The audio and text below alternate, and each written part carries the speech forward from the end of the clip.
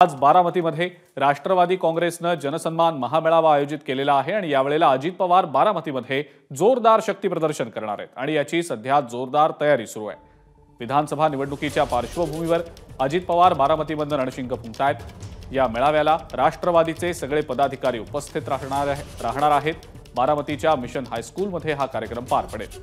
दरम्यान या महामेळाव्याच्या दरम्यान अजित पवार कोणती महत्त्वाची घोषणा करणार का याकडे आता सर्वांचंच लक्ष लागलंय। या महामेळाव्याच्या अनुषंगाने आपण अपडेट्स जाणून घेणार आहोत। जयदीप भगत आपले प्रतिनिधी आपल्या सोबत आहेत सध्या। जयदीप, आज बारामतीमध्ये अजित पवार गटाचा जनसन्मान महामेळावा होतो आहे। जोरदार शक्ती प्रदर्शन राष्ट्रवादी काँग्रेसकडनं केलं जाणार असल्याचं दिसतंय। जयदीप, काय सांगता येईल या सगळ्याबद्दल?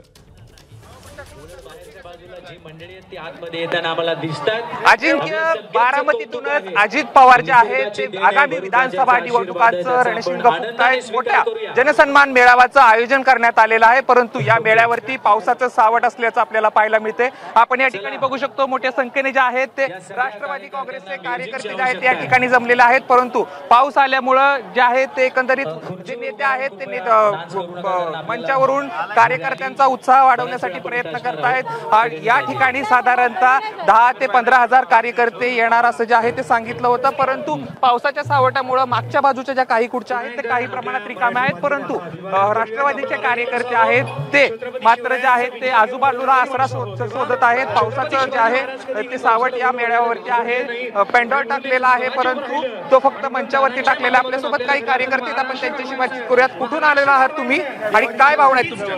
हडपसरवरून आलो, देवाची उरुळी म्हणून। मी पुणे महानगरपालिकेचा नगरसेवक भगवान भाडळे। पाऊस पडतोय, कसं बघताय? पाऊस पडतो, पाऊस तर कसं आहे, हवेनी पाऊस जाणार आहे। सभा ही एक नंबरची सभा होणार आहे। ही बारामतीमधली ही लोकसभा झाल्यानंतरची ही पहिली सभा अजित दादांनी किंवा तटकरी साहेबांनी ठेवलेली सभा ही एक नंबर होणार। काय सांगा? दादांनी काय किरकोळ ऊन वारा पाऊस किरकोळ ह्याच्यापेक्षा मोठी मोठी वादळे दादांनी पेललेली आणि बारामतीकरांनी पण पेललेली, त्याच्यामुळे याला घाबरणारी बारामती नाही। निश्चितच चांगल्या प्रकारची सभा होईल।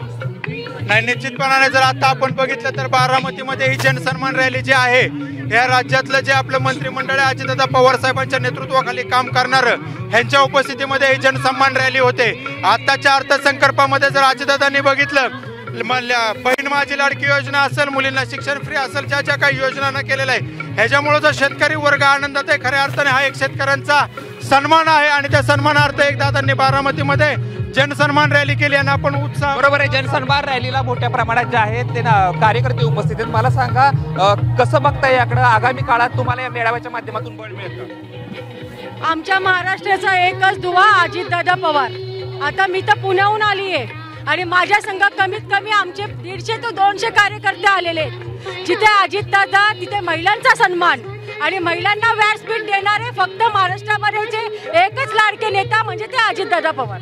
तर आपण या ठिकाणी बघू शकतो मोठ्या संख्येने जे आहेत ते आता पावसाने जे आहे ती उघडीप घेतलेली आहे आणि मोठ्या संख्येने या ठिकाणी कार्यकर्ते येऊ लागलेले आहेत। तसेच राज्य सरकारच्या वतीने जे काही निर्णय घेण्यात आलेले आहेत त्याचे फलक देखील या ठिकाणी लावलेले आहेत आणि याच जोरावरती जे आहे ते अजित पवार आगामी जी निवडणूक आहेत ते लढणार आहेत। खरं तर दादाचा वादा लाभ आणि बळ अशा टॅगलाईन खाली आगामी काळात ही निवडणूक अजित पवार किंवा राष्ट्रवादी लढणार असल्याचं बोललं जाते। खरं तर लोकसभेच्या निवडणुकीच्या आधी नमो रोजगार मेळाव्याच्या माध्यमातून अजित पवारांनी शक्ती प्रदर्शन करण्याचा प्रयत्न केला होता, परंतु ज्या मैदानात तो नमो रोजगार मेळावा आयोजित करण्यात आला होता। ठीक आहे जयदीप, धन्यवाद। आपण जी माहिती दिली त्याबद्दल आणि या महामेळाव्याच्या अपडेट्स तुमच्याकडनं सातत्यानं जाणून घेणारच आहोत।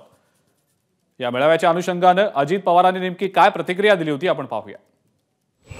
सुरुवात त्या ठिकाणी करतोय। पुढे विधानसभेच्या निवडणुका आहेत, त्या निमित्तानं महायुतीमधनं आम्ही लढणार आहोत। त्यावेळेस राष्ट्रवादी काँग्रेस पक्षाची काय भूमिका राहणार आहे ते मला आमच्या लोकांना सगळ्यांना सांगायचं आहे, कार्यकर्त्यांना सांगायचं आहे, जनतेला सांगायचं आहे। त्याकरता आजची तारीख त्या ठिकाणी निवडलेली आहे, कारण पुन्हा 2 दिवसांनी आपली आषाढी एकादश आहे।